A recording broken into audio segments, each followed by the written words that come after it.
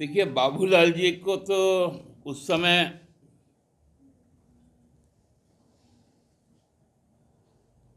शायद लोग बड़ी जल्दी भूल जाते हैं।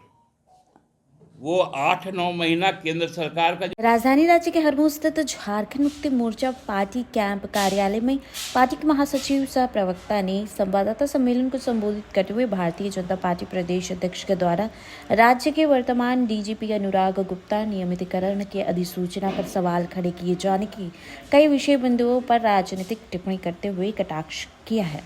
पार्टी के महासचिव ने कहा कि बाबूलाल मरांडी यह सोच बैठे थे कि वह इस राज्य के मुख्यमंत्री बनेंगे, लेकिन जब उनका यह सपना टूट गया तो अब वह सरकार के हर फैसले पर सवाल उठा रहे हैं। कई राज्यों में सरकार अपनी समझ से पुलिस महानिदेशक का चयन करती है। यह सिर्फ झारखंड के ही नहीं बल्कि अन्य राज्यों में भी यह प्रक्रिया अपनाई जाती है। जहां पर भाजपा शासित राज्य है वहां की सरकार भी पुलिस महानिदेशक की नियुक्ति खुद ही करती है। फिर झारखंड सरकार के फैसले पर सवाल क्यों? उन्होंने बाबूलाल मरांडी पर पांच करते हुए कहा कि आपको जनादेश विपक्ष में बैठने के लिए मिला है, इसलिए इस भूमिका में रहिए। सुप्रियो भट्टाचार्य ने सुप्रीम कोर्ट का हवाला देने पर भी बाबूलाल मरांडी को कहा कि आप सुप्रीम कोर्ट की बात करते हैं, लेकिन सुप्रीम कोर्ट ने यह भी कहा है कि भाजपा अपना प्रतिपक्ष का नेता तय करे। आप अपनी पार्टी में एक नेता तय नहीं कर पा रहे हैं। क्या बाबूलाल मरांडी, चंपई सोरेन, सीपी सिंह योग्य नहीं है? जैक में कौन सा अध्यक्ष और उपाध्यक्ष के लिए कौन सा चेयरमैन चाहिए, जेपीएससी के चेयरमैन के लिए कौन सा नेता प्रतिपक्ष चाहिए, और कोई डिसीजन ही नहीं लेना है, हर बात विपक्ष पे फोड़ दो। देखिए, बाबूलाल जी को तो उस समय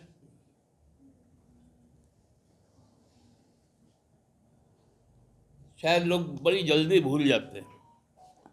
वो 8-9 महीना केंद्र सरकार का जो तांडव रहा था, आपको लगता है उस समय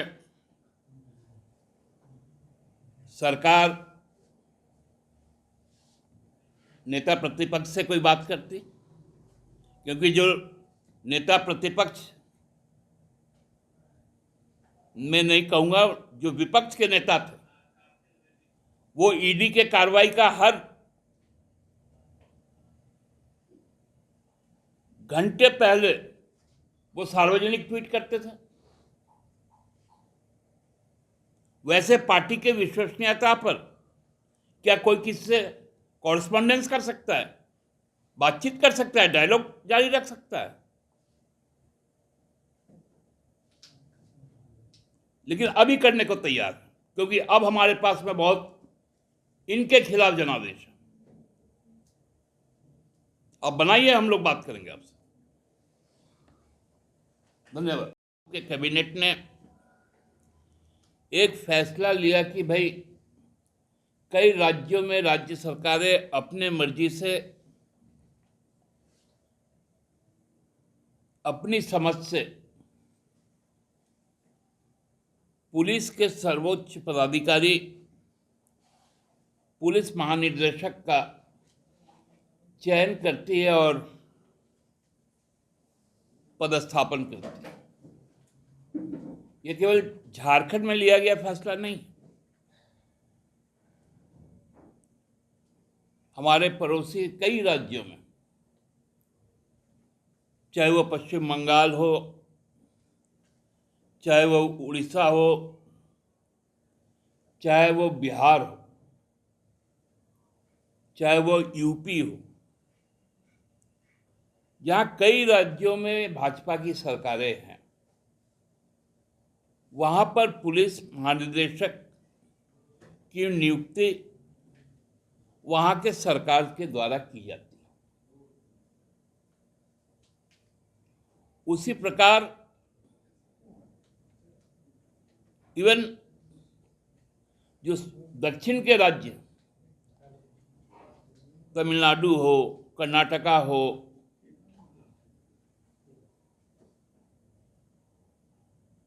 आपको आंध्र प्रदेश हो, तेलंगाना हो, केरला हो,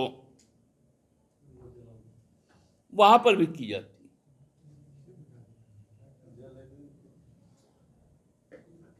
गुजरात में भी पुलिस महानिदेशक की नियुक्ति और राजस्थान में भी वहां की राज्य सरकारों द्वारा की जाती। ये एक अलग परंपरा था कि झारखंड सरकार पूर्व में 3 नामों का पैनल भेजती थी और उसके बाद उस पैनल से कोई सिलेक्ट होकर आता। अब वो प्रथा समाप्त कर दी गई और यह निर्णय कैबिनेट का है। और कैबिनेट का निर्णय इसलिए है क्योंकि इस कैबिनेट को जनादेश प्राप्त है। आपको नहीं है बाबूलाल जी, आपको जनादेश है विपक्ष में बैठने का, साथ साथ जनादेश ये भी है, और आप सुप्रीम कोर्ट का हवाला दे रहे थे। सुप्रीम कोर्ट ने कहा कि भाजपा को नेता प्रतिपक्ष चुन लेना चाहिए। बाबूलाल जी, सुप्रीम कोर्ट के कहने के बाद आप नेता प्रतिपक्ष क्यों नहीं बना पा रहे? हमने तो डीजीपी बनाया, कैबिनेट का डिसीजन। अभी सत्र भी आहूत हो गया, इसी महीने से 24 तारीख से शुरू होगा।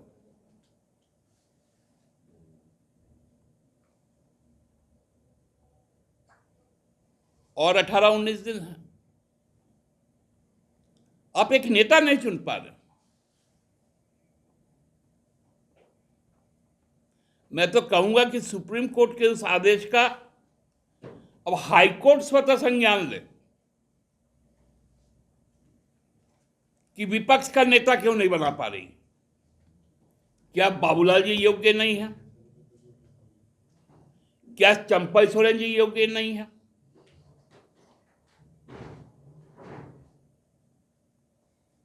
क्या सीपी सिंह जी योग्य नहीं है?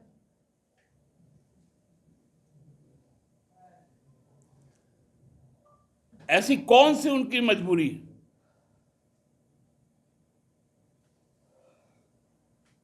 उनकी पार्टी राष्ट्रीय अध्यक्ष नहीं चुन पा रही है,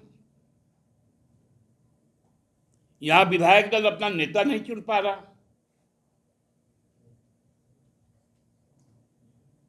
और बाबूलाल जी को कैबिनेट के डिसीजन से तकलीफ हो रहा। आज अखबार में पढ़े, मुख्यमंत्री ने केंद्र सरकार को ब्यौरा भेजा था 1,36,000 करोड़ का। सार्वजनिक रूप से सरकार और पार्टी ने बताया था कि 1,36,000 करोड़ रुपए किस चीज का है। आप उस पर फिर से बोलते हैं क्योंकि वो आपको बने रहना है अखबार में, 2 कॉलम न्यूज आ जाए, टीवी में ना चाहते हुए भी प्रेस कॉन्फ्रेंस करते हैं ताकि उनकी जगह बनी रहे राजनीति में। ऐसा ही आज एक press conference Bharatiya Janata party के प्रदेश अध्यक्ष आदरणीय बाबूलाल मरांडी जी की तरफ से हुआ। काफी चिंतित दिखे। चिंता इस विषय का था कि जो अरमान पाले हुए थे कि हेमंत बिश्व शर्मा और शिवराज सिंह चौहान यहाँ प्रवास करके बाबूलाल जी को मुख्यमंत्री बनाएंगे और उसके बाद उनके द्वारा इस राज्य का संचालन होगा, कैबिनेट में निर्णय लिए जाएंगे और कैबिनेट के निर्णय का अनुपालन होगा। लेकिन जब सपना चकनाचूर हो जाता है तो लोग कई तरह के बहाने ढूंढने लगते हैं। पहले कहा गया कि हम लोग सरकार को सहयोग करना चाहते हैं। बाबूलाल जी ने तो हनीमून कहा था, उनको ये शब्द हमेशा से पसंद है कि सरकार का भी हनीमून पीरियड है, ये समाप्त होने के बाद हम कुछ बोलेंगे। और आज उन्होंने कहा कि हम ना चाहते हुए भी बोल रहे हैं। बाबूलाल जी खुद इस राज्य के प्रथम मुख्यमंत्री रहे हैं और कैबिनेट में कई फैसले उनके द्वारा लिए गए। उन फैसलों में एक फैसला यह भी था कि ओबीसी का आरक्षण को घटाया जाए, तक आपको दिखाया जाए। इसके लिए यदि राजनीति करती है तो फिर आपको मुबारक हो। आप बताइए, आपको कैबिनेट में आप ओबीसी आरक्षण क्यों घटा दिए थे? क्योंकि बिहार सरकार में तो हमको 27% आरक्षण था और आपने बिहार सरकार के नियमावली को आप ही के कैबिनेट ने राज्य गठन के बाद आत्मसात किया था।